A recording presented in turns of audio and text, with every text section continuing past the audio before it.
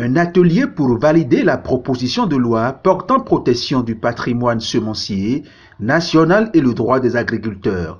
C'est la première fois qu'une telle initiative porte les empreintes des organisations de la société civile au Bénin.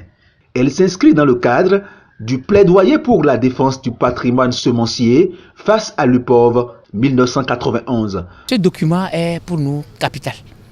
Et il est capital, c'est même une première chez nous que la société civile propose une loi. Djinoukoum, avec ses différents partenaires, vient de montrer la possibilité que la société civile accompagne le développement durable dans notre pays. Vous n'êtes pas sans savoir qu'il y a cette loi UPOV qui a défrayé la chronique pendant un moment dans notre pays. Entre-temps, il y a un peu d'accalmie parce que finalement la loi n'est pas votée, mais c'est que le droit, en son temps, les droits des communautés n'étaient pas respectés en ce qui concerne la gestion des semences. Et là, Djinoukoum vient de prendre l'initiative pour montrer que la société civile reste toujours active sur la prise d'une telle loi dans notre pays. Conduite par Djinoukoum avec l'appui de son partenaire Pain pour le prochain, l'élaboration de la présente proposition de loi a été possible grâce à l'expertise d'un consultant commis pour la tâche. Le document de 20 pages, 13 chapitres et 19 articles a reçu les amendements des participants à cet atelier. La loi, ça tient, puisque ça n'a pas été rejeté. Il y a eu des apports pour améliorer.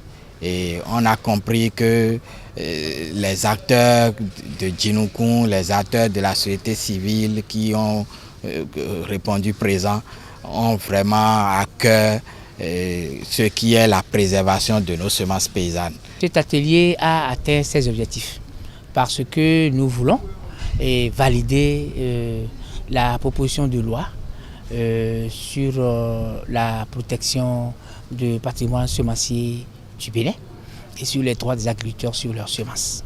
Et je pense que compte tenu des échanges qu'il y a eu, des productions des uns et des autres, je pense que nous avons suffisamment reçu de contributions pour dire que le document est validé. Le prochain défi que se sont donnés les acteurs de la société civile est de mettre en place le lobby nécessaire pour faire voter cette proposition de loi.